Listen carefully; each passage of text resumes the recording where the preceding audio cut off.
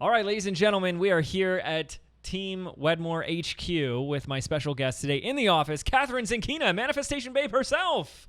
Hello, I'm glad to be back. Yeah, we've been like hanging out for a couple hours, so we are ready for this episode, aren't we? But what is ready even? Exactly. How do you get ready? How often do people say they're not ready yet and therefore don't go after their dreams? And then they're 90 years old, sitting on a rocking chair, looking back at their life, and they're still not ready. Realizing that they probably were ready all along, right? Yeah. Is ready an illusion? Do we ever really know when we're ready? How will we know when we're ready?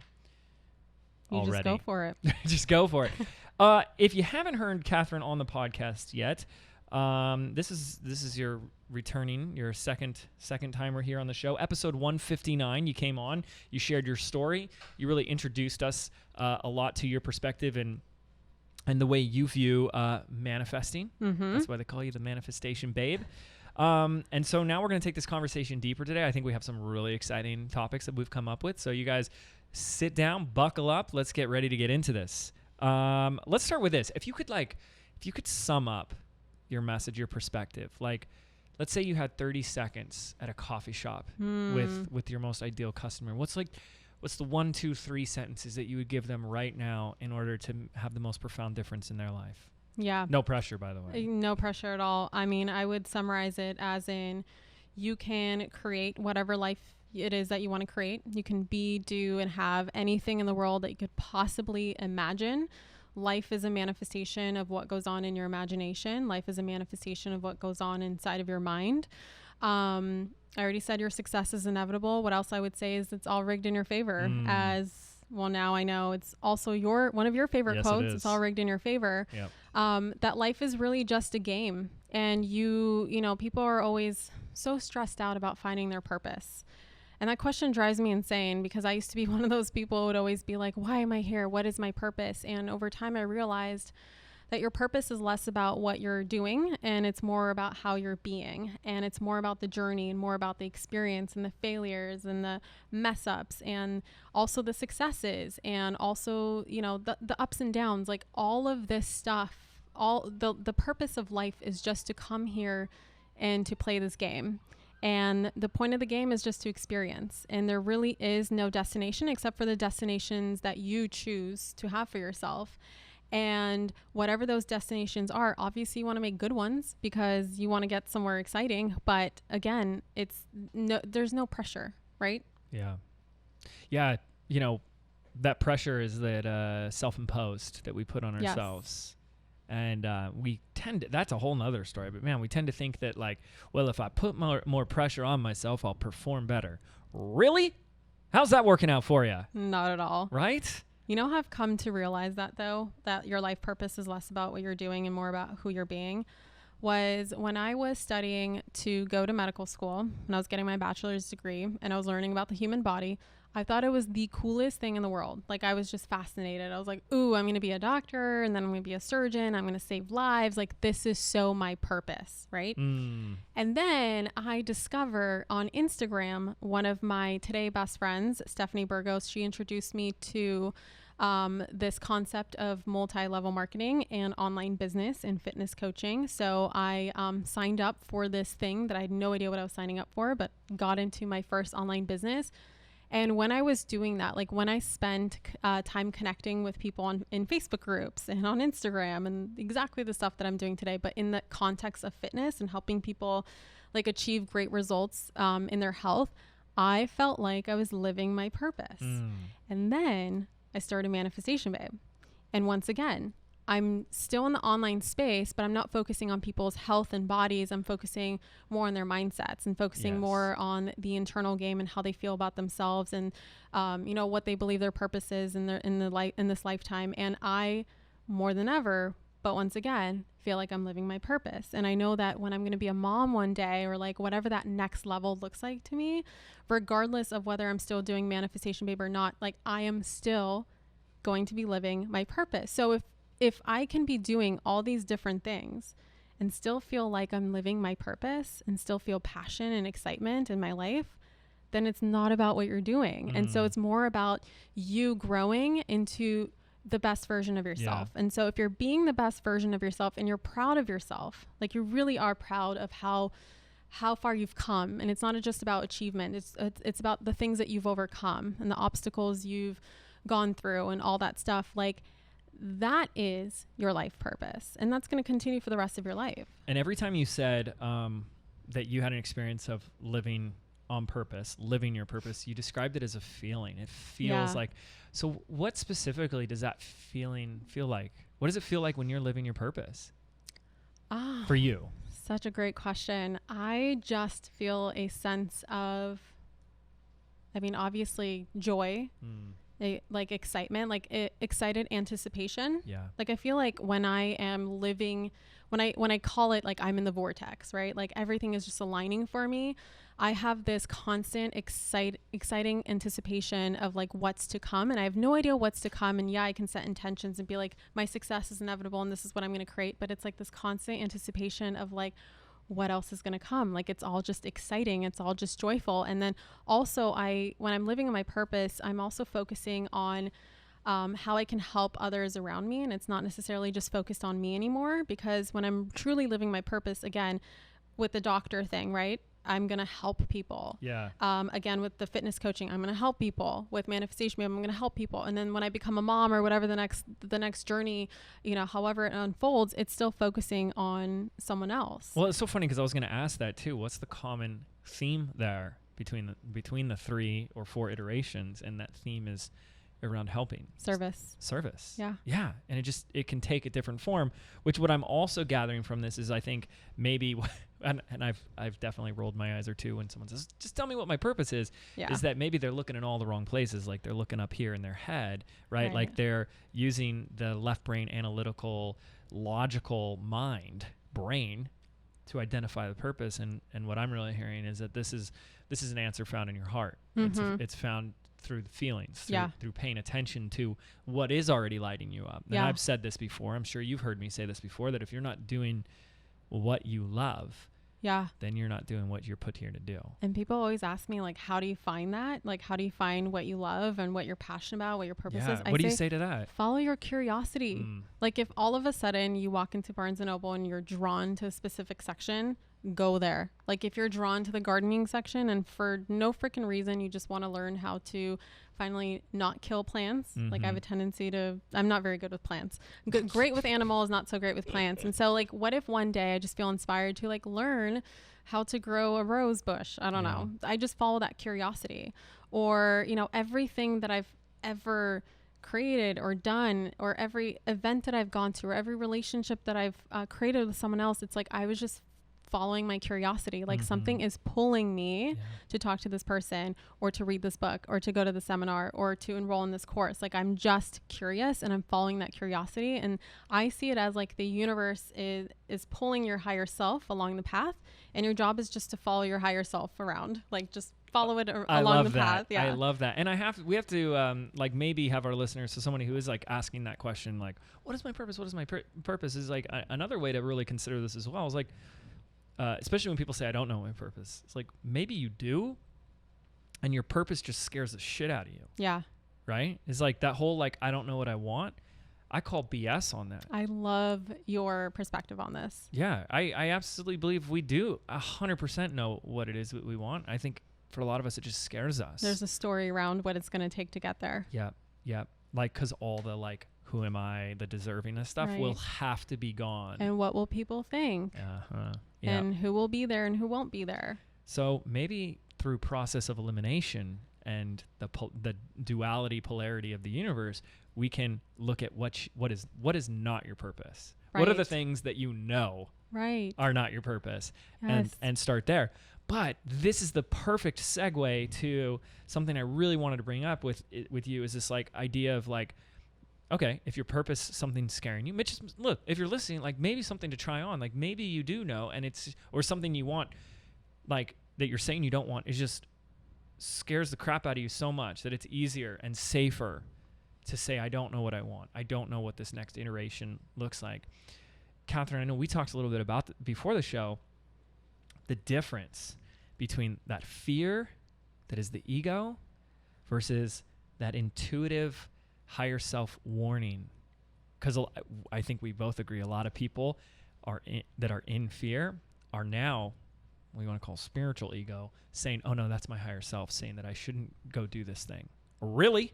Yeah. So how do we know the difference between the two? Yeah, it's really powerful because, well, I have two answers. So the first one is like this concept of resistance. And you introduced to me a book. I think it's called The War of Art or War on Art. It's one of those. I mix up the title. I do too. Isn't that so weird? By the way, we're both INTJs. Yeah. And which means we do not, this is so bad for us to say.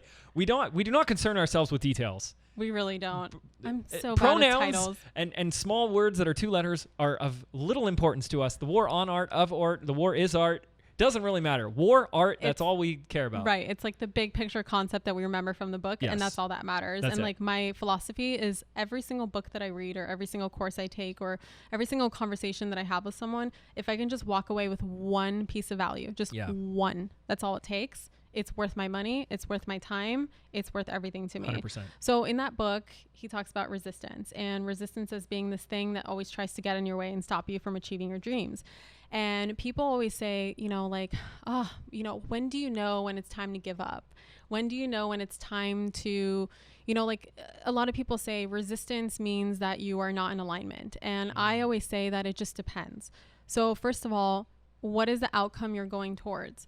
So if you are trying to achieve some, like for instance, one place that manifestation never worked for me was because I actually didn't want to achieve this thing, which was get into medical school. So at some point I just started experiencing so much resistance around going to my classes, doing my homework, getting good grades, applying to medical school. There was like a time where I just remember trying to get to class on time, and I had like a 7:30 in the morning class, and I had an hour and a half commute. So I had to leave my house at like 4:30 in the morning. It sucked. And I just remember I would also ride the bus to save money and like all this stuff. And there started to come many mornings where the bus would just stop coming, or it would break down, or like something would always happen, or it would be test day. And all of a sudden there's a car accident. Of course, there's traffic and we almost missed the test. And the professor says, like, we're going to fail the class because we came 30 minutes late to a test, and like so much resistance, right? And how I see it now is in that case, that resistance was a sign that I was out of alignment because I didn't even freaking want the outcome. And I want to dive deeper there, because is it also safe, because I know a bit about your story and you can share it here as well, of course, is it true though that there was actually a part or a few parts of you that did want to go to medical school? There was just bigger parts that didn't. The ego. Yeah. Because Dr. Zenkina sounds awesome. Yes. Gotta admit. And also because I will get the acceptance of my parents. Yes. Yeah. So it's like there's that part of you that wants to make your parents proud and happy. Yeah. Your parents want you to go to medical school. Therefore, to make parents happy, the strategy is medical school. Mm-hmm. So through a roundabout way, there was a part of you that wanted it. Right. But, and that's where I think a lot of resistance is coming up from people. It's like we think we want these things, but it's like, no, we want what we think this thing's going to give us, like the love, acceptance, and approval of our parents, or the status, or the prestige, and all of that. Right. So I guess like becoming aware around the outcomes that you are, the destinations that you're going towards. Like, is it something that you really actually want? And I know you had that voice that was asking that question. Oh, at the Tony Robbins event? Was it Tony Robbins' event? Who are you living for? Who are you that living question? for? Yeah, I was at a Tony Robbins event where I realized like I was living for everyone but myself. And I've experienced similar resistance in my business. So much resistance. I've had like employees just completely ghost me. I've had my website completely disappear on me, like where I went to publish a course that I just worked so hard on. Like my very first 10K launch was this, I was pre-selling this course. I finally created it because I saw that a ton of people sign up for it. Obviously they want it. So I created it. The moment I hit publish, my website disappears. And I remember calling my host. It's just me and my business alone. And I remember calling my host, like there's no one else. I didn't have any team members to do this for me as I do now. Thank God. But I remember calling my host and being like, excuse me, like, can you like make it work again? Because I just launched something. And they're like, are you sure you had a website? And the moment I heard that, like my heart just sank, and I was like, what are you talking about? And they're like, did you back anything up? And I'm like, I don't know how to do that. And they're like, long story short, what ended up happening was Brennan, my boyfriend, he was my boyfriend at the time. He's like, Kathrin, you're the manifestation babe. Just manifest it back. Just manifest it to come back. And the moment I like had the moment I remember deciding, I remember making a decision that I was going to rebuild my whole website by the morning, because I had work in the morning. I was working my 9 to 5 job. And I was like, okay, I'm going to call in sick tomorrow. Here's a plan. As an INTJ, of course, you always come up with a plan. Here's the plan. I'm calling in sick tomorrow. I'm going to call in the morning because it doesn't make sense right now. I'm going to rebuild the whole website, spend the entire night doing it, and I'm still going to launch in the morning. So thankfully, I had all of my like files and stuff already downloaded to my computer, like the PDFs and the videos and stuff. I just had to re-upload and rebuild the whole website. And the moment I came to that decision that I was not going to give up no matter what, the moment I was like, okay, screw your resistance, we're doing this. Yeah. My students are going to get the course.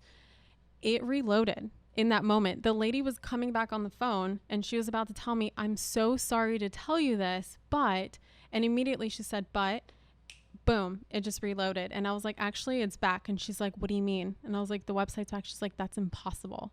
And I was like, well, can you teach me how to back it up right now, please, please, please, please? And before it goes away. Yeah. So she taught me how to, you know, so obviously I've felt so much resistance equally in my business, but it's just that this time I actually wanted to be doing what I was doing. And I believed that there was a destination or an outcome. You know, I believe that my business was the key to both helping a ton of people and also creating the kind of life that I wanted to live and the kind of lifestyle and the finances and everything and the travel that I wanted to experience. And so resistance is going to come, you know, in both from your ego and from your higher self. It's just a matter of you identifying, is it because, you know, like your ego will always try to get you off the track because it feels like you are stepping outside of your comfort zone. Yeah. And your ego has this connection that when you're outside of the comfort zone, there's danger, right? And so your higher self knows that you are going to learn something so valuable from this resistance. You need to get through it. And for me, it was obviously learning how to back up a website. Like, obviously, I know how to do it now, and I make sure my team knows how to do it, and our website people know how to do it. And obviously, like, it's crystal clear you back up everything you do. And it's because I learned that lesson from resistance. So both ego and higher self will give you these little tests, right? Yeah. But I was actually... So I have a lot of students who ask me, Kathrin, how, in terms of like warning you that this is not the right path for you, right? This is not the right decision for you. How do you know if it's your ego freaking out just to keep you safe, which really it's not about safety. It's just about your comfort zone, because there really is no like tiger, lion, or bear around the corner. Or if it's your higher self, like giving you a warning and saying, hello, this is not a great situation for you. Let's get you out and let's go. And let's give a specific, I'm going to give a specific example here. So like team building for so many people, all the things come up for them. So you're going to go hire your first person, and now you're faced with some negative emotion, like something feels off. Is that intuition guiding you saying this isn't the right person? Or is that ego saying hiring, letting go of control is really scary. Please don't do that. Stay in your comfort zone. So that's to give some context. Yes.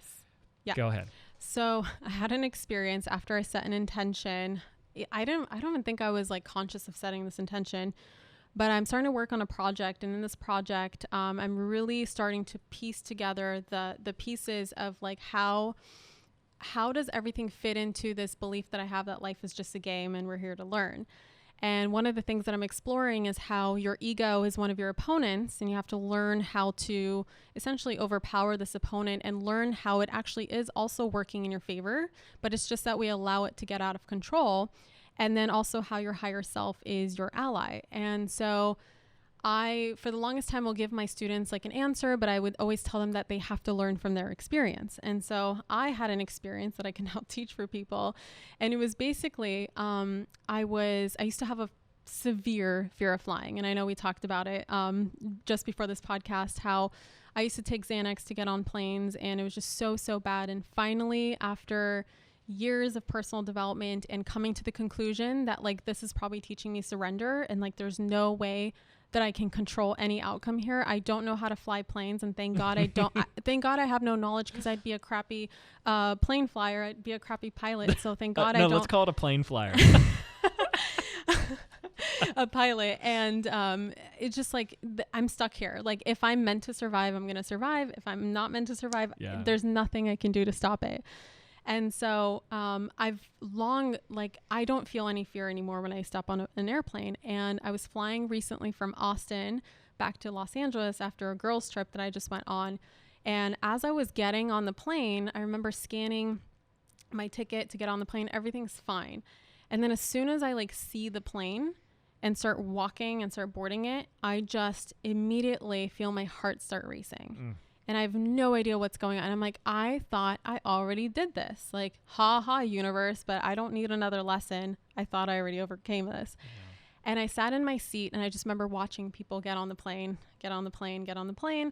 And out of nowhere, and I always do this. I always Reiki the plane and set intentions that everyone's going to have an amazing flight and we're going to land safely and go on our merry way. And when there's like little kids and babies, you're like, oh, good, because God wouldn't kill the babies. Honestly, it's so funny you bring up babies because the babies always go behind me in my seat. And for the longest time, I'd be like, universe, what are you trying to teach me? And the response that I would get intuitively always is, you're the one who's not going to be the asshole to get mad at the parents that their kid is kicking your seat. Yeah. You're the patient one. And so this is why they're sitting behind you. And so anyway, everyone's getting on the plane and my panic just keeps growing. It's just this anxiety that just keeps rising and rising and rising. My heart is just racing faster. My palms start sweating. It's like legit fight or flight mode. And I remember texting Brennan immediately, and I've never done this. Because he wasn't with you. He wasn't with me. It was just me flying to meet him. And I texted him. I was like, Brennan, can you please pray for me? Like, I've never sent a text like that. And he's like, of course, you know, which was so fascinating how calm he was, which now in hindsight, I'm like, yeah, there's nothing was going to happen. So he was like, yeah, of course. And I said, can you also like send really good vibes to the airplane and make sure it's like going to get to Los Angeles? And he's like, yeah. And then I sat there and I like already unpacked all my stuff. So my laptop was in front of me. I was getting ready to do some work. My duffel bag was already in the bin above me. I had like my headphones out, bottle of water, like everything was set up for me to fly. And I just caught myself packing up. I just start packing up very, like, I didn't want to scare anyone because I also had this weird feeling that it was just me in combination with this flight that was weird. It's like the flight on its own is fine, but just like me on it just changes the game. And it was, of course, so irrational and so weird. Like, where did that come from? So I start packing up and I call Brennan. I'm like, Brennan, I'm going to get off this flight. And he's like, what? No. Like, I'm meeting you at the airport and like your flight's only 2 hours. Like, calm down. You're gonna get there fine. I'm like, Brennan, I can't explain it, but there's a voice telling me to get off this plane. And of course, I'm like, here we go. Now I have to explain to the flight attendant why I'm getting off the plane as she's about to close the doors. And then I'm going to have to explain it to the gate agent. I'm going to have to find another flight to LA. Like, I was just like, what is happening? But I just couldn't help it. It was just like a last Hail Mary. Like, I had to get off. And this is the first time I ever did this, but I got off the plane and I legit told the flight attendant that I forgot something. I was like, it's okay. And she's like, miss, your bag is on the plane. Like, did you check a bag? I'm like, yeah, it's fine. I'll find it at LAX. Like, it's fine. No, like, you left your I left my bag in the overhead? This is how weird and desperate I got. Was just I left my checked bag. So it's in the cargo. Oh, right. So it's going to arrive okay. at LAX without me. Yeah. And I get off after finding another flight, which of course I gave up I left my plane ticket, my boarding pass on that flight in the seat behind me. So I couldn't get back to the Delta lounge. And then the next flight was by United and it was across the airport. So I had to walk all the way across the airport. I had to talk to that gate agent, book the next flight. Then I called Brennan and I'm like trying to process what just happened. And I was sitting in the lounge and he's like, just journal on it. And I'm like, okay, fine. So an hour of journaling. I'm just talking about how embarrassed I am. Why did I do this? Now I'm going to be so tired. Now I'm going to land at 11 p.m. when I was going to land at 5 p.m. And like, Kathrin, what the F are you doing? And so of course I'm like, okay, but maybe I was right. So I immediately start tracking the plane and I see that they took off. And like, I used to be so obsessed when I had a fear of flying, of knowing exactly like the safest times, like when the plane has a lesser of a chance of falling after takeoff is like at 10,000 feet. I know like just like all of these weird stats that I would just like, so whenever I'd watch, especially when they have screens on the plane where you can track your altitude and your speed, like I knew all the normal ranges. And so I knew what was normal, what wasn't. And so I was tracking this plane on like Flight Aware and I saw that they're already at 30,000 feet. And they're good. And then I ended up tracking it. So like 2 hours go by, I see that the plane landed and everything was fine. And then I felt even worse because I'm like, why wasn't I on that damn plane? Now I'm hungry. There's crappy food here. You know, it's United, like all of this stuff. And as I was journaling some more, just getting like so frustrated with myself, I was like, oh my God. Immediately, that question came back up. Like, what is the difference between your higher self warning you and your ego just flipping out?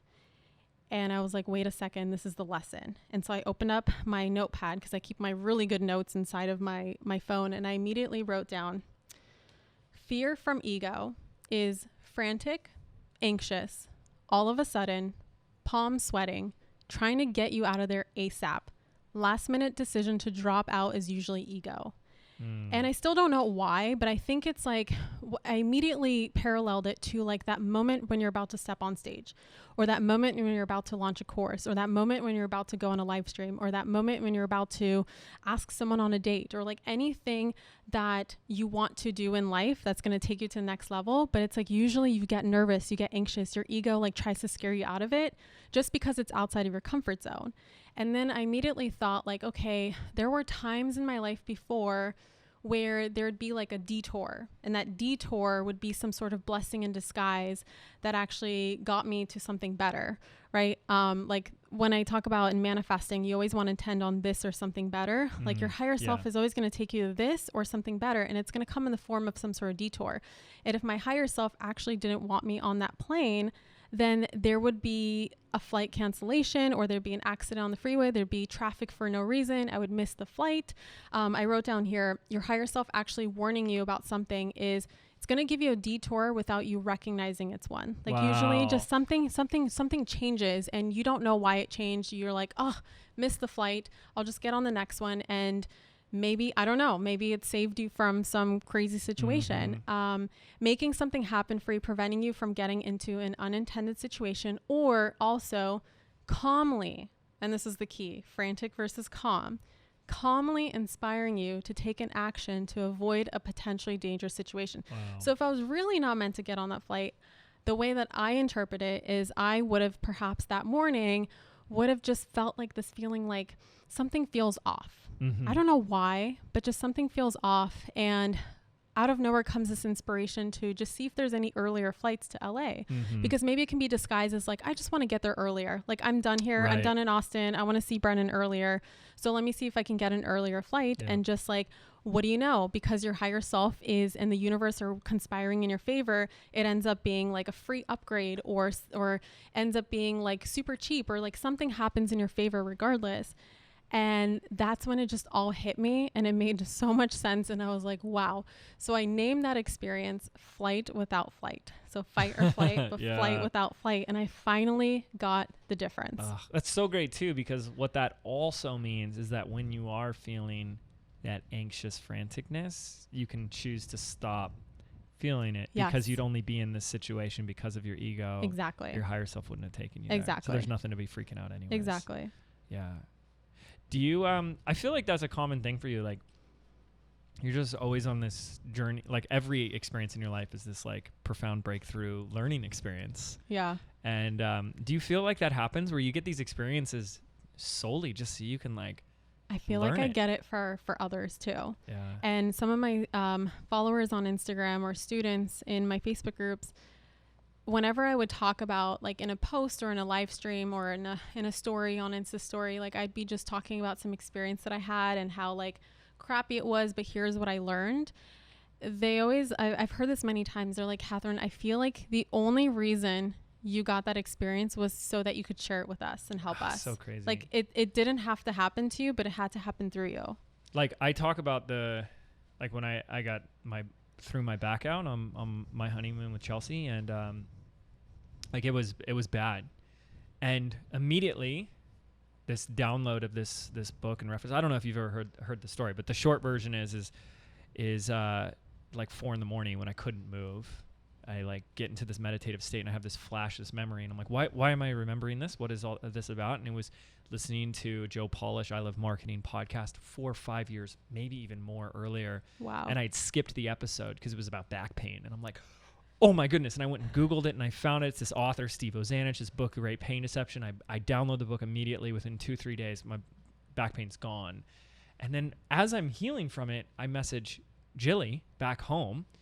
And I said, maybe give this to Josh. Josh, her husband, who works with us as well, was suffering with plantar fasciitis, like couldn't like walk without like crutches. He couldn't drive or anything.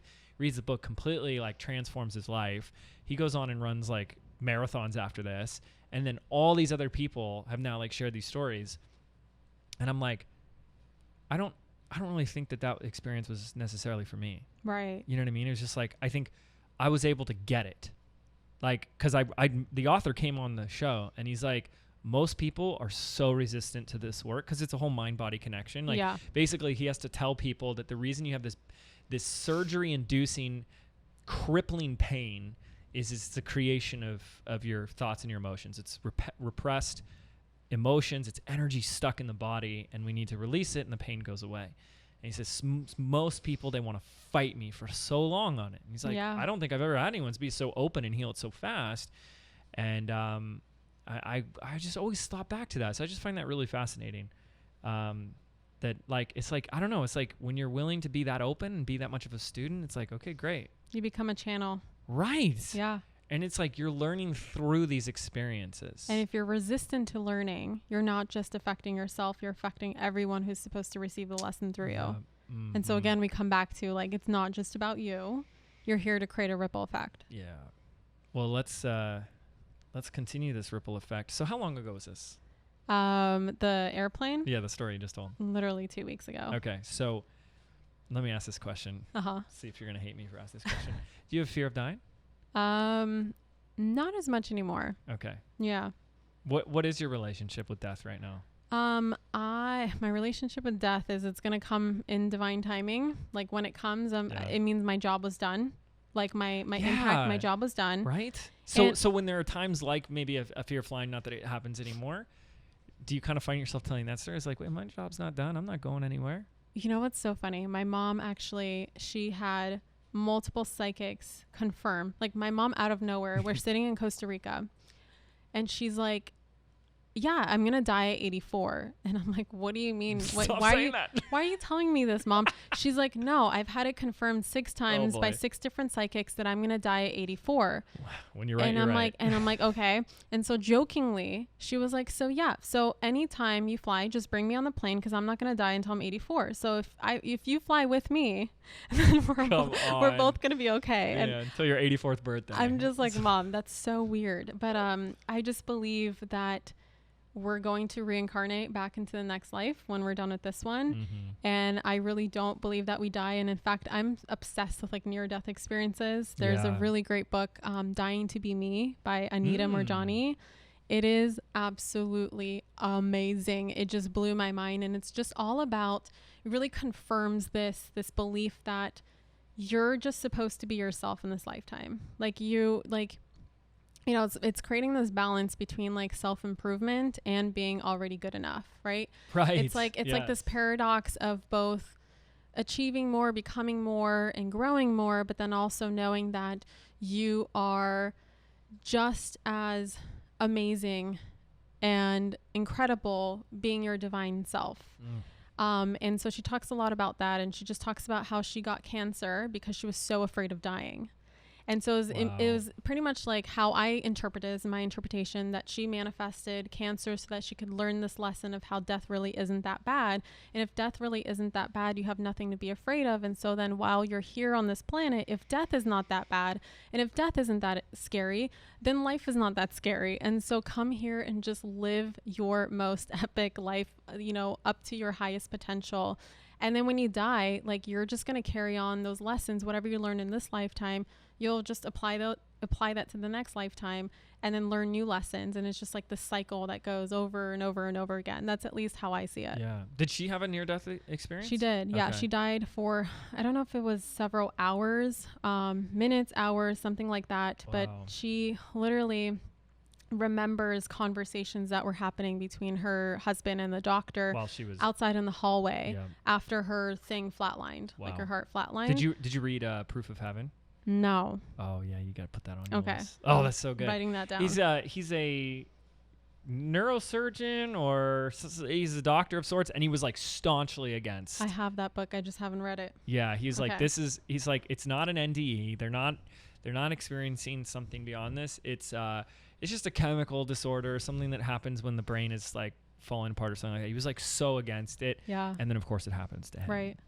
And the book is about his experience and like, you know, leaving this body to open up to this like infinite expansion of consciousness and awareness. Yeah. And then like bringing that back in, and him like describing the whole process from death or leaving this body, not actual death, but, you know, leaving the physical body. And it's like, it's unbelievable. So the human experience is like basically that entire universe just condensed into your format, like your form, your human form.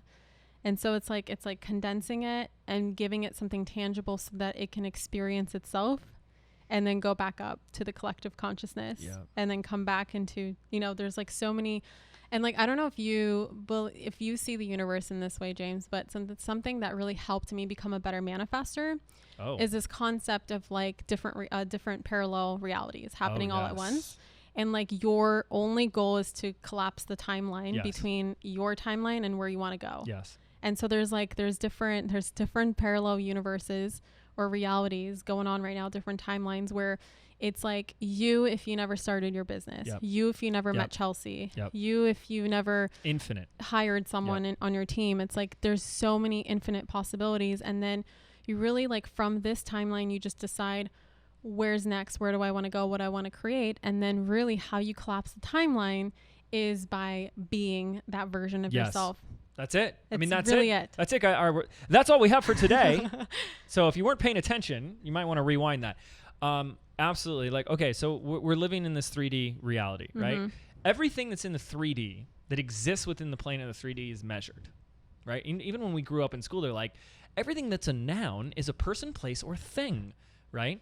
And then the smart kid that was like the dreamer was like, what about our thoughts? What are thoughts? You know, like I can't measure that, right?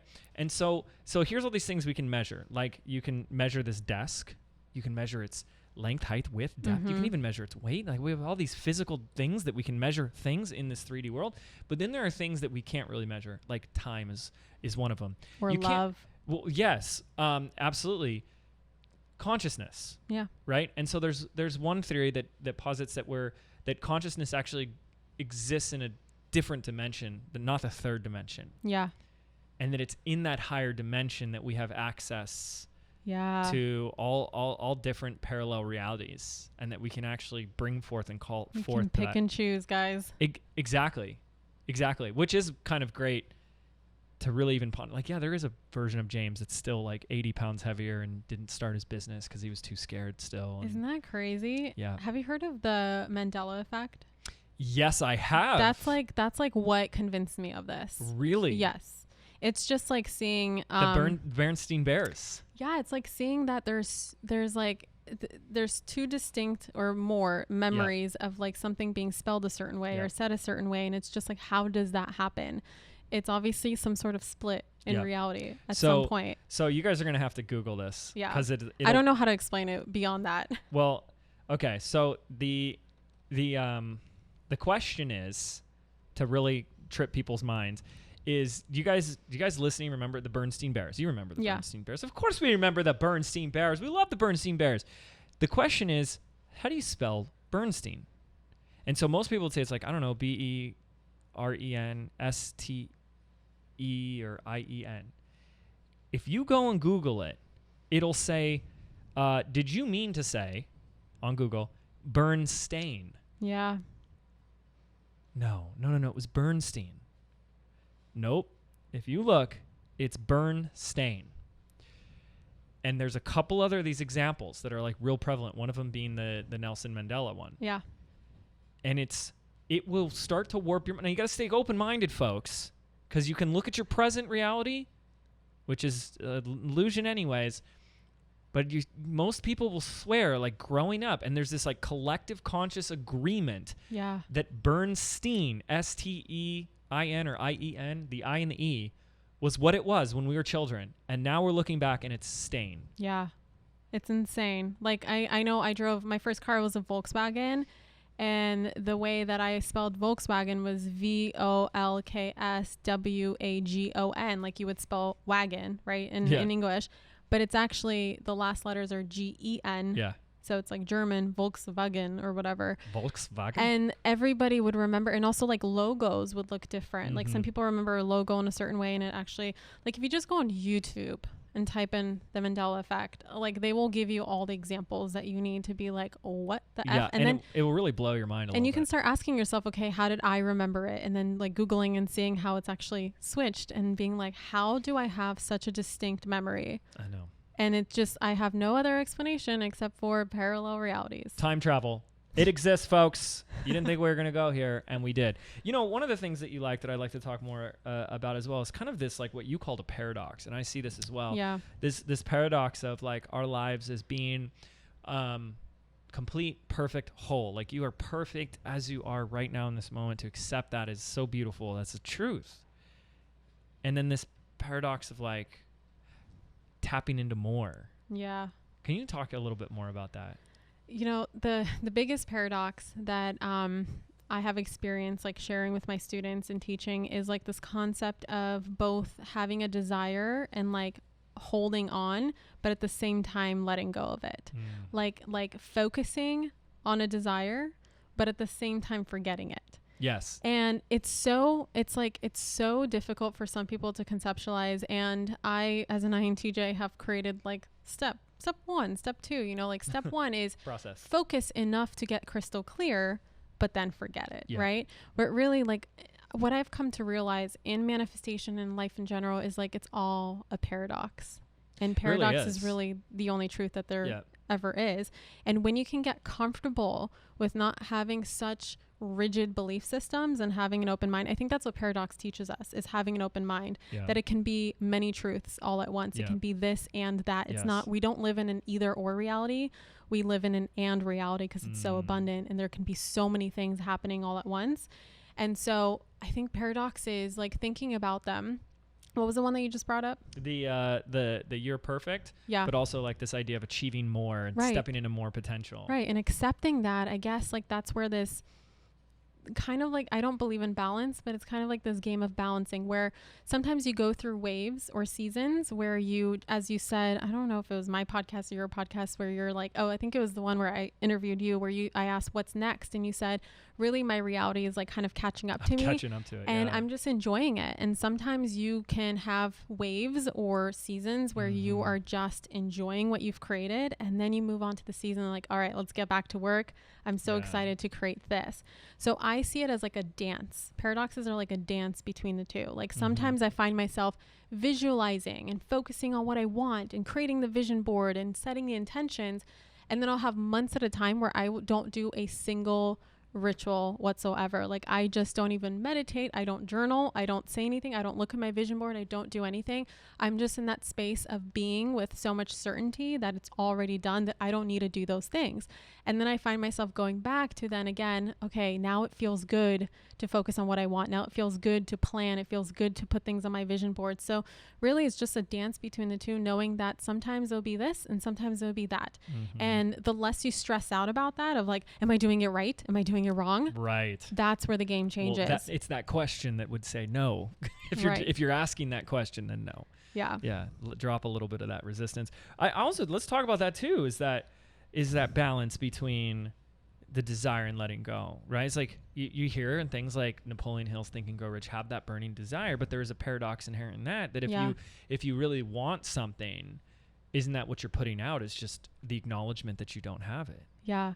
I read, you brought up a book called Dissolve the Problem. Yeah. Is that what it was? Richard Dotz. So he has a book called It Is Done. And that's the one by Richard Dotz that changed my life, where he said that if you really do believe that it is done to such a degree, you would be at peace with it not happening. And that like, that melted my brain the first time I heard it. I'm like, what are you talking about? And so what I've really started implementing in my life is like, the point of manifestation really is to feel like it's already done to such a degree that it doesn't matter whether it actually happens or not. Because as far as you're concerned, the mind doesn't distinguish the difference between real or imagined. So it doesn't matter whether it happened in your actual reality or not. You already feel like it did, and that's all that matters. And the moment you let go of this need for it, right? Like I need it to happen, and this obsession and desperation, and you are just so happy and at peace knowing that even if it doesn't happen, I'm still going to see myself in a positive light. You know, I'm not going to give it any meaning. Yeah. That's when it happens. And I experienced a launch actually like this. My last launch for Manifestation Babe Academy was the most amazing launch that me and my team have ever experienced, because we got so at peace with having zero expectations. Like, we really balanced between, we set a goal of like, I think it was like 300 people. And every single day, we just didn't care whether people signed up or not. And it's not like we didn't care in the sense like we don't care about anyone, but it's like the right people are going to come in no matter what, because we believe in what we're doing. And I had my own personal like manifestation process of like, if this launch is not the biggest launch, because, you know, every goal as an entrepreneur, you want to get bigger and bigger launches, right? So if this launch isn't bigger than the last, it's not going to mean anything about me as an entrepreneur. It's not going to mean anything about me as a person. I still have my entire life ahead of me. I will figure it out. I don't have to put all of my self-worth onto this one launch. Yes. And so then I just got into this game of like, let me play. Let me see how I can tweak this to experience a different result. Like, let me see how I can change my messaging today. Let me see what post is actually coming through me. Let me see how maybe I'll do a Q&A today. Like, I just started to play with my launch in this energy of, even if it doesn't go my way, I know my success is inevitable no matter what. And at the same time, like, holding on to this vision of like, my success is inevitable. So it's like a balance between the two. What ended up happening is, first of all, I felt no stress the whole launch. My team confirmed they felt zero stress the whole launch. We had a new team member who was like, what, are we even launching? Like, on the last team that I was on, because she worked for another entrepreneur. And she was like, every time we'd launch, it'd be like this stressful process. She's like, I didn't even know what was going on. I was like, this is how you guys launch? And we're like, no, this is the first time it ever happened, but just bear with it. Like, enjoy it, because we're learning this process. Yes. And we ended up overshooting our goal by 100 people. Of course. So, and that's like $100,000, because we didn't give it any more meaning than it deserved. Yes. We just did our thing. We just served the people. We were just being, rather than like do. And this is, I love what you said about like, we just chose not to care. Like, I just didn't care. Yeah. And like, what crazy advice Kathrin and James are giving you right now is like, hey, you want to grow a business? Then just don't care. Actually, even crazier is I learned this from selling out my Bali retreat, because I launched my Bali retreat the last day that I was finishing up my last retreat, and I opened the cart. And I have like a whole year to fill it up, right? So in my mind, like, thankfully, this is what drove me to come to this. It was like the accidental experiment that led to this other experiment that I ran with my launch. But I was like, I have a whole year to sell it out. So I really do not give a F if I sell it out today or not. Whoever signs up is meant to sign up. And from that energy, completely detached, where of course I care, right? Of course I want people to come to Bali. Of course I want them to sign up. Of course I care. But it's like, my approach was just so detached, and I knew I had all this time, and I just took all the pressure off of me that I sold out the whole thing in 36 hours. Yeah. And I remember talking, the Bali girls that were still in that retreat, like, it sold out literally in front of their eyes. They're like amazed. They're like, wow, you really are the manifestation queen, you know? And they're like amazed. And I'm like, guys, I'm going to apply. I was like, because I'm so open and transparent and vulnerable. I share the lessons that I like go through my own retreat with them. So I share like what I'm going through. And I told them, I'm like, guys, like, watch, this is such a powerful lesson. I'm going to apply it to my next launch. And I just took that exact energy and like transposed it to this launch. And now I really love launches, and I really just enjoy everything that I do. And I don't have these like crazy rigid expectations where my goal for this year is to close a $4 million year. But like, even if we only hit half of that, which we're really close to already half of it, like, it's not gonna mean anything more than just, I did my best. Exactly. Right? Yes. It's been my secret. It's a secret goal I have for all of our mastermind members, is that at one point, and don't care when they figure it out, but it's to get them to the place where they do not care, where they do not give an F. Yeah. And for people listening, I think this might like kind of trigger and jolt some people, and I really want it to, like, wake up, keep listening. Get triggered. Get triggered. Because what this is really about is like cares of the ego. Mm-hmm. Yes. Significance and meaning. Yeah. And like what it means about where you're at, and this is the beginning of the end, which is a lot of my stuff. If it wasn't growing, it was dying, and this was evidence of the beginning of the end. Like all that stuff, when you just like let that go and just don't care about it, but at the same time, here's the paradox again. Yes. You do care. Yeah. The higher self, the bigger part of you cares. It's like, we need to get this into the hands of as many people as we possibly can. These people need our help. We want to help these people. I'm living on purpose, and I want to live fully from that place. So it's like, it really is that paradox. It's like, but don't care, but it doesn't matter. It's like a method of silencing the ego, because that really is the goal, because a lot of people have their egos out of control, and that's why they're just so attached and obsessed and just like so focused on themselves, because that comes from ego. And so the best way to silence it is being like, listen, ego, I don't care, because my higher self doesn't matter. My higher self already has the freaking game plan, and I'm going to listen to that. Yeah. Well, you've mentioned a few times, and I'd love to go deeper with this now, with the time that we have left, of this concept of looking at life as a game. And you talked about some of the players of the game. Let's get into this. Yeah. So I have an interesting perspective of life being like virtual reality. And I came to this like idea or theory even before I watched The Matrix. Like, I just watched The Matrix for the first time like 3 months ago. Yeah, I know. And so what? I know. And when I watched it, I was like, oh my God, this is so cool. It's a documentary. Yeah, it is. It really is a documentary. So I think it was like, people ask me like where I got this concept from, but it really was just an unfolding of a lot of experience and a lot of realizations all coming together into one, where I just came to the conclusion that life is like this one big virtual reality. Because if you can create your reality with your thoughts, that's like you having a video game controller and just like literally controlling the output that goes out into the game. Yes. And then what you're going to get in return is whatever output you put. So that's like your energy, right? Being extended into the game.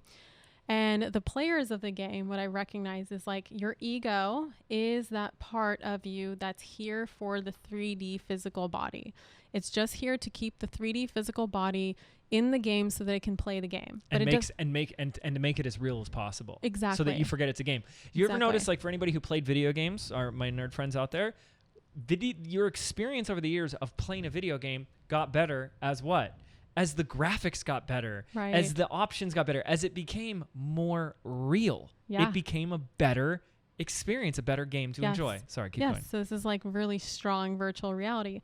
And your ego is your only opponent. And really the goal for your ego is just to keep your physical body going, but it doesn't have any more power than that. And your ally through this game is your higher self. And this brings me back to like, okay, so games have rules, right? What are the rules of the game? The 12 universal laws, which one of them is a law of attraction. Then there's a law of action, law of vibration. It's all these universal laws that make the game work. And those are the only rules of the game. And the rest of them are made up, right? Like, so the rules that, you know, your parents tell you about money, like money is scarce and you have to work really hard and hustle. It's like, there is no universal law. There is no rule that says that. That's just completely made up. So you can learn to let go of those rules. The challenges of the game, which any good game has challenges, right? Like you have to overcome something. What a boring game that doesn't have any challenge. Exactly. Is that the game you want to play? The one where you win in 5 seconds? No, hell no. Yeah. So like any kind of challenge or obstacle that comes in your way is part of the game, and it's also happening in your favor. I believe that the game is rigged in your favor, right? Yes. So it's all here to teach you something so that you can go on to the next level. And the only way that you prevent yourself from going on to the next level is by not learning the lesson. And that's why in life, you will keep getting the same lesson over and over and over again until you finally learn it. And it'll get bigger and bigger and bigger, because at some point your higher self is like, come on, can we please move on to the next lesson? And so finally, or next level. And so you just have these levels, and you know, the whole purpose of the game really is just to play it. It's just to experience it. Like, you're supposed to make mistakes. You're supposed to fail. You're also supposed to succeed and learn about yourself and actualize whatever it is that you want in your game and experience whatever you want. And that's the only point. The point is just to be in the game. Yeah. And keep playing it. And then you die, you turn off the game, and then you turn it back on, and you're in the next, you're in a different body, right, and you just keep going. Right. But you forget that you played it before. Right. Which means we've already played it before. We've played it before for sure. And we forgot.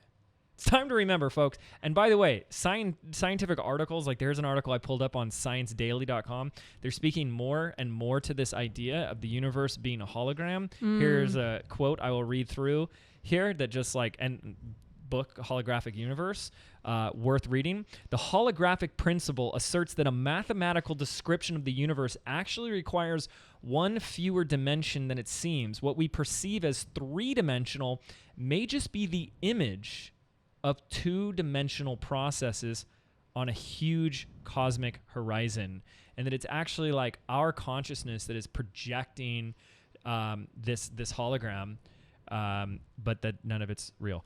And there was something I read recently. Have you heard about this? Where like, you know, we're familiar if we're all made up of atoms. We learned that in school, right? But atoms are 99.99999 empty space. Yeah. So if you were to take just the solid, that 0.00001% of every human on the planet, and there's like 7.5 billion of us, and you put that dense mass together of all the humans on the planet together, that would equal the size of a sugar cube. Yeah. Isn't that insane? Because that's how much empty space we are. Do you know the physicist Nassim Haramein? Of course I do. Yes. Okay, so black hole, and it's WHOLE, will like bend your mind wide open. Is that a documentary? That's his documentary. Okay. Yeah. He like shows up. So some context. I was going on a spiritual trip in Abu Dhabi as part of the Platinum Partnership with Tony Robbins, and we were in this huge opulent hotel, like in hallways like bigger than houses, like it's insane. And we were like way back in one of the rooms, and I remember it was time to go to the very first opening part of the event, the very first day. And Brendan and I, my husband, we were walking we have no idea where we're going, like it's literally a maze. And I was just like, let's just go this way, there's a lot of doors this way, that way just seems like more hotel rooms. And then we see this guy who's also similarly dressed, because we all dress in like black, and like it's very cold in Tony Robbins events, so we're all wearing like jackets, and we see this guy that looks just like us. And I was like, oh, there's a Platt here, let's walk with him. And we start walking with him, and we're like, are you going to the Tony Robbins event? He's like, yeah, I am. And we're like, oh, okay, we are too. And so we just decided to walk together. And I was like, oh, where are you from? And he's like, San Diego. And I'm like, oh, cool. What do you do? And he's like, I'm a physicist. And I'm like, awesome. Like quantum physics, you know, because like you're on a spiritual trip, so you must be into quantum physics. I don't assume that you're like this very linear left brain logical person who's very anti, spirituality and woo woo. Like you must be open to this stuff. So you must be a quantum physicist. And he's like, yeah. And I was just like, oh, cool. So I started saying, like, I have this brand called Manifestation Babe, and I teach people about the law of attraction. So you do like the science of manifestation. I do like more of the energy and the woo woo and the, the artsy fartsy version of Manifestation Babe. And he's like, yeah, fascinating. And so we just kept like talking. And then he was like, well, I know that we're all jet lagged, so hopefully you don't fall asleep on me when I'm on stage, doing my talk. And I'm like, who? Wait, you're not. Who are you? And I'm like, wait, you're talking? And he's like, yeah. And so when he gets on stage and he literally presents this mathematical equation that proves that everything can be condensed. Unified field theory. And I think I don't remember what it was exactly, but how I remember it was in October of last year. He was saying something like all of the atoms in the world are also either weigh as much as in one atom, or like something crazy. Like we're literally like everything is like tiny, probably a sugar cube. And I was just like, oh my God, who is this guy? Like, who am I talking to? And I was like so fascinated and amazed. And now every single Gaia documentary that I watch now, he's like in it. And he's just like, he's everywhere in this world. And it was so funny because I remember him talking on stage about all of the backlash that he gets from the scientific community, right? And at that time, speaking of like everything conspires in your favor and you're here to learn lessons, at that time I was dealing with like some haters on Instagram, I don't know, some trolls or some negative comments, right? And so I saw that he was leaving the event the exact time that we were. And again, it's like everyone dispersed and it's just the three of us again. And we're walking back to the hotel room. I'm like, well, crap, like Kathrin, don't get intimidated. Like he's just a human being. Be cool. Just be cool. Yeah. Like, like just act like you acted before. And I was like, so I immediately brought up the conversation. I'm like, so how do you deal with criticism? And just like open up this conversation is so beautiful to witness. He's like, yeah, it's so hard. He's like, especially when people attack your personal life. Like he's like, it's not just my work, it's also my personal life. And it's like one of the hardest things ever, but it's made me the strongest, and it brings so much more passion into my work because I believe in what I'm doing, and that's all that I need. That's all that I need to know. And I'm changing people's lives, and I get to meet people like you. So it's all worth it in the end. And I was like, wow, what a beautiful man, what a beautiful conversation. And then guess what? We end up walking, and I'm like, damn, like, where's his room? Because we're still walking together, like through all these long hallways. And all of a sudden we realize we're neighbors, like door to door. And I just remember looking to my left and being like, good night. And he's like, good night, see you tomorrow. And it's just like a interesting experience. But yeah, like, we're talking about the holographic universe, and that's a book I haven't diving into yet, but I did learn a lot about the like double slit experience. Experiment. Yep. Fascinating. Oh yeah. Just like it's such a confirmation that we're all consciousness and everything forms when there's an observer, and so we're just here to observe our own creation. Like that's just mind melting. I like what his perspective on the criticism too, what you mentioned, because I've always found myself that whenever there's opposition to my perspective, it fuels the perspective. Yeah. It's like, okay, then I need to get more effective at proving this point. Yeah. You know, and it really drives that. Like, I really enjoy it today. Like, I just feel like if you had a message and the whole world just responded, yeah, I know, Kathrin. Obviously. You'd be like, oh. That'd be so boring. Okay. You know, like, yeah, so boring. So other people's egos are also your opponent. Mm-hmm. Whoa. There's, Yeah, and let's go back to that. Okay, so your higher self is your ally. Mm-hmm. I like that. Yeah. So it's like your sidekick or what? Like, what do you mean by ally? It's your direct connection to source. Mm-hmm. And so it's like that friend that's like holding your hand and leading you through life. And it's that, like, when you feel pulled to do something, like I just feel, as we talked, like I just feel pulled to follow this thing, my curiosity, right? I just feel pulled to talk to this person and start this business or toy with this idea or get into crystals or whatever it is. It's like, that's your higher self, like tugging your hand, like, hey, there's something here for you. There's something here to teach you. There's something here for just, it's not always just about like learning too. It's also experiencing joy, right? Like that's also the point of life. And so sometimes you do things just for the joy of it. And so I see your higher self like leading you down the path and whatever destination. And I don't see it as like destination as in final outcome, because every goal is just like, I see it as like a checkpoint, right? There's a milestone. Yeah. There's no destination. And so it's like, okay, you want to go there, I'll take you there. And it just like leads you down this path. And it's just like your advisor, your friend, the one that you confide in, the one that gives you all the brilliant ideas, the one, you know, like I thought about, the game. What's the game where they open the briefcases? Then there's number. Oh yes, I know what you're talking about. What is the name of that? Oh my God. With Howie Mandel. Yes, and you know how like they get a chance to like call a friend. Yes. That's literally like at any time you have a call a friend. Yeah. So you get to call your higher self, and that's like tuning into your intuition. Like, what does my higher self have to say? Because it's always going to give you the right hint. Yep. But it still wants you to learn the lesson too, right? So like sometimes we fail to follow our intuition, and it's still for a purpose, because then we know, okay, next time I'm going to listen to my higher self. What are some examples of some things that you feel like you've been led to recently and things that have already turned out? Like, for example, I went to the restroom before we started this episode. TMI, James. They don't need to know that. Your higher self had to lead you there? Wow. On the way back, I asked myself some question. It doesn't even need to form in words anymore for me. It's just kind of like putting that intention as a thought essence of like, what's going to make this special? And it was immediately like, oh, what Kathrin's concept in talking about this whole, like, the players of this game of life. And I felt very led to be like, remember I came back in the room, I was like, Kathrin, let's make this episode about this concept you're talking about with life as a game, right? And you were planning to stand through the whole podcast at that time. You're like, let me just stand here. No, my ego wanted to stand, and then it was like, no. Higher self was like, sit your ass down. All right, be cool.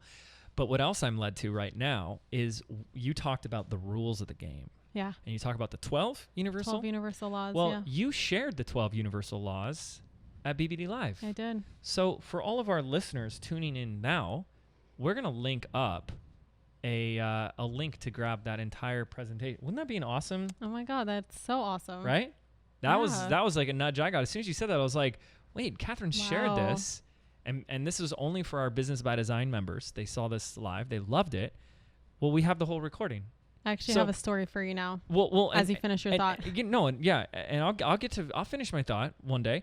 But the point is like these nudges are happening all the time. Just we talked about like manifesting is happening all the time. Are you listening? Yeah. Because I'm having them going to the bathroom, coming, sitting down, and listening to you. I'm like, oh, we definitely need to send that to our listeners. So I'm just curious. You got your story, but I want you to answer the question. Is there any example, like small, big, like that recently that it would be a great example of? Yeah, that's my story. Oh. So it has to do with you, since we're going to connect it all together. So in the beginning, actually end of last year. In the beginning. In the beginning of time. Last year in December was a time when, the year is ending. You plan, what are you going to do next year? When are the launches going to be? Whose mastermind are you going to join? Oh boy. The big question. So last year I was in the mastermind, and I was also doing Tony Robbins Platinum Partnership, massive investments, also really great investments. And I just wanted to tune into like, where do I need to focus on in my life and my business to get to the next level? Like, what do I really need? And I remember last year's mastermind was awesome for making relationships, made awesome connections. People whose podcasts I've gone on, who have led me to opportunities like being featured on Goalcast, like just really awesome opportunities. And the Tony Robbins thing was a much higher investment. I remember Brennan and I like toying with, is it worth it for both of us to do it, or is it worth it for one of us to do it and have the other come as a guest to the events? And immediately my ego was like, but I'm supposed to have the black lanyard at Tony Robbins events, And so I'm like, okay, fine, whatever. So, but we were still having a hard time deciding. And at some point we were thinking of joining your 7-figure mastermind, as well as rejoining the mastermind I was in and doing Platinum Partnership. And I immediately was like, my intuition was like, that's not what we need, because we need to keep building the foundation in business, and we need to be there for our team. Like, we need to be home more.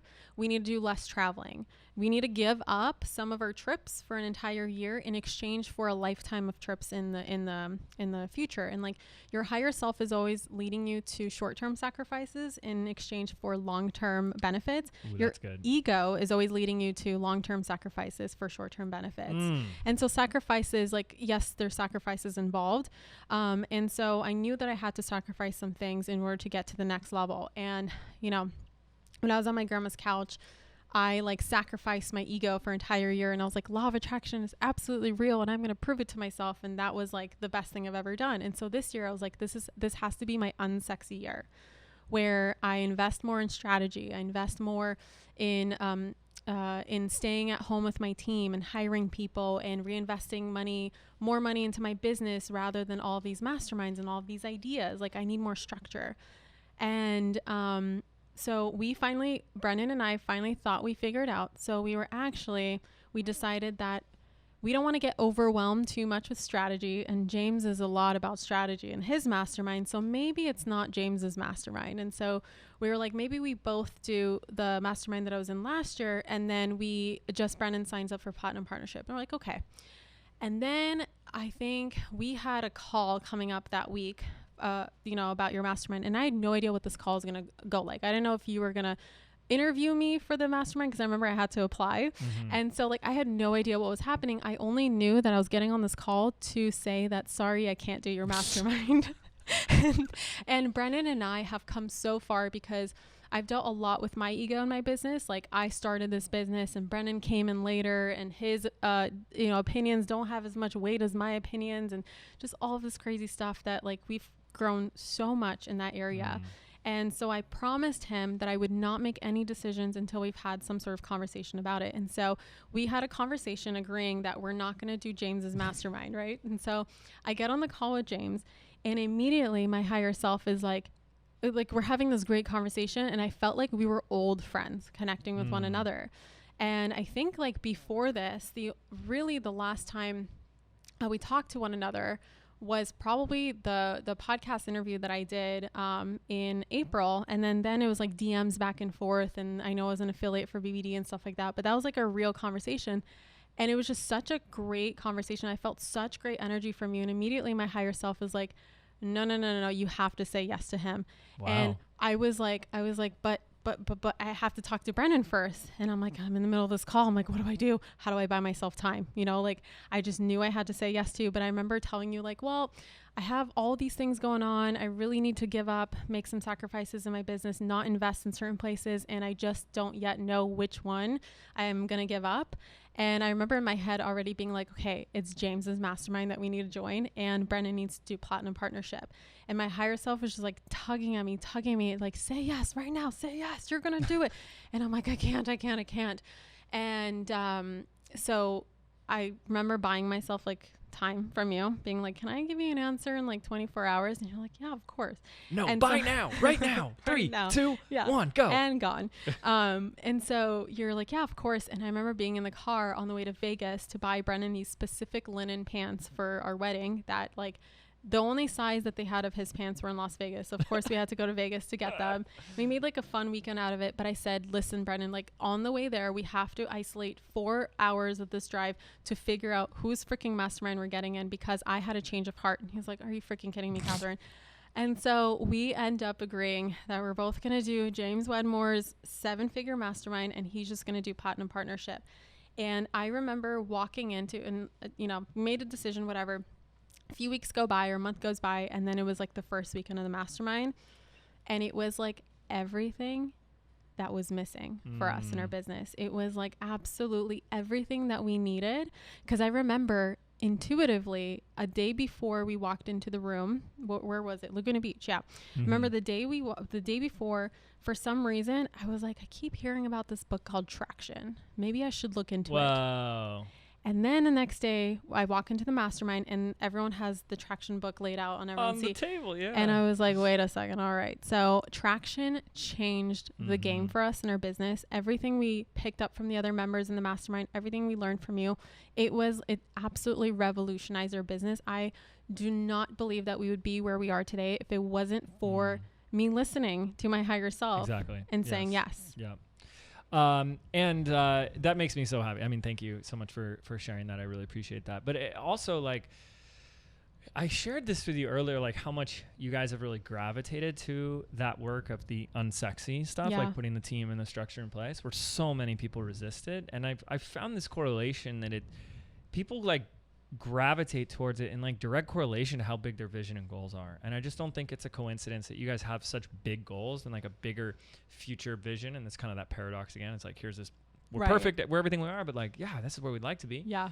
And it's like, of course you'd want a bigger team. Of course you'd want more structure and more of that stuff in place. It just makes so sense. So you guys really have like embodied so much of that. It creates so much more freedom. Yeah, it does. Yeah. It absolutely mental, emotional freedom, not just time freedom. Right. Because my team knows what the frick they're doing now. Whereas last year it was like, I remember still during launch time, like I was really driving the whole launches. And then this year it's been like, they tell me what to do. And it's like the coolest feeling ever, because I know ultimately I have creative freedom and I can override everything, but I'm giving them the power, because I know that the only way to scale this company and the only way to reach my 10-year goals is for them to make, even if I literally see them about to make a mistake, I just let them make it, because I want them to learn it and have an emotional attachment to it, to where it's like they treat it like their business and they have some sort of emotional pain to it. Just like your higher self does. Right, exactly. It's like the same I'm like thing. a higher self to my team now.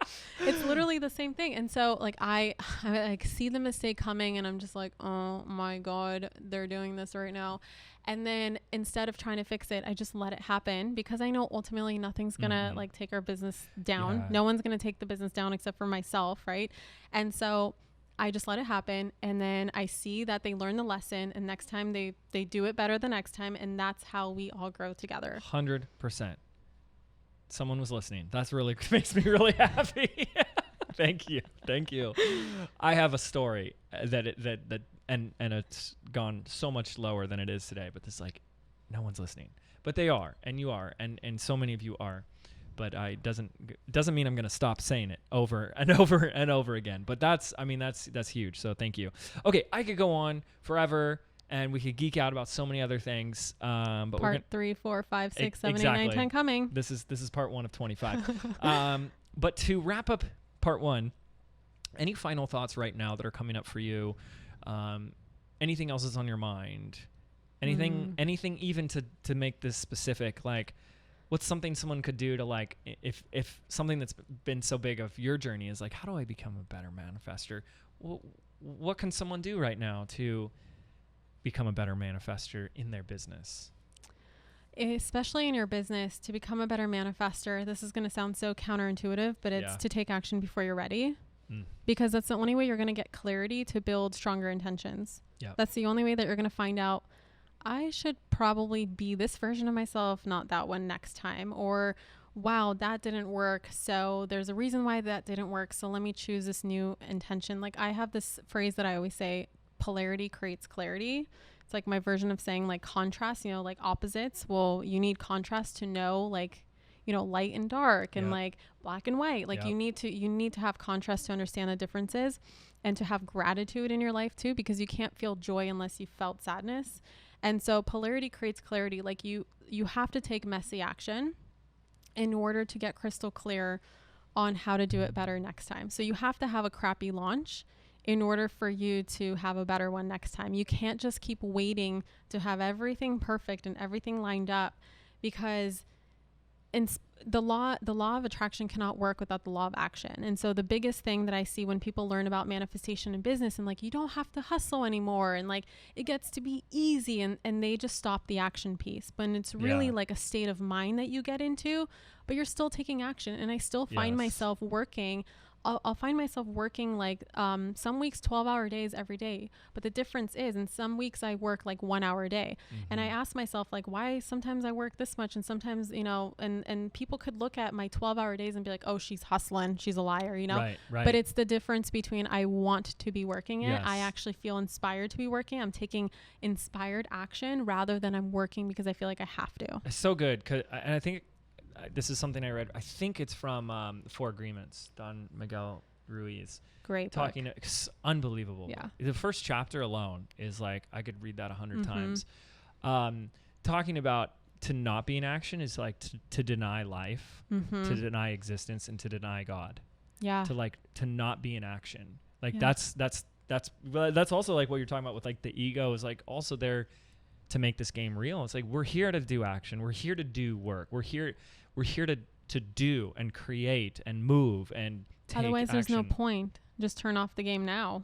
Exactly. Because there's no point then. Exactly. Because if we go back to where we were, like, what I believe and where I'm operating from is that wherever we go back after we kick the bucket, there isn't that physical you can't just like grab a ball of clay and mold something and create it. You know, it's just pure thought form and pure consciousness, and that's it. So we're here to play. We're here to create. We're here to tear it all down and then manifest it again, right? Yeah. And that just brings it full circle to what we started this episode with. You remember, which was, are you ready? Oh yeah. You're never going to be ready. Ready's an illusion. How will you know when you're ready? And if you're here to, if the key to manifesting is be the person that would already have this thing, well then that person's already ready already. Yeah. So you are ready. It. Yeah. It's done. Yeah. It is done. It is done. Kathrin Zenkina, we're going to follow you on the Instagrams. Yes. At Manifestation Babe. At Manifestation Babe. We're going to check out your podcast. Manifestation Babe Podcast. Manifestation Babe Podcast. Where else? Anywhere else? ManifestationBabe.com. .com? Basically, just anywhere you type in Manifestation Babe, I should come up. And Brennan's at manifestationbro.com. .net. He's going to get so pissed he said that. There's actually one of my followers, like back in the day, said, if Brennan doesn't start Manifestation Bro, I'm going to make my boyfriend take it and you're going to regret it. And I'm like, what? I don't think so. It's Brennan's at manifestation_bro.org because the .net and .com was taken. Oh dear, he's gonna hate me. At Brennan King O'Keefe. Okay, there it is. We'll link him up too. You're amazing. Thank you so much for coming back on and coming all the way down to Laguna. Traffic both in Laguna and LA sucks, and you endured it for this. Thank you so much for having me. This has been so much fun. So much fun, right? Yeah. Hey, if you guys want us to do another episode, let us know, and then I can convince Kathrin. I'll have to come up next time because quid pro quo. You come into my pink little office. Yeah, I'll bring all this gear. Oh my god. I will probably have already bought it. because that's just how we are. Or manifested it. Yeah. All right. Thank you so much, Kathrin. Thank you guys so much for tuning in. I know this has been a long one, but you stayed all the way to the end, and we really appreciate that. So please give a shout out to Kathrin on the Instagram and to me, and let us know biggest takeaway, something that really made a difference, something we said, a story we told, anything, because that's what fuels us making a difference for you in your life so you can go out and make a difference in other people's lives. Thank you. We'll see you on the next episode. Take care.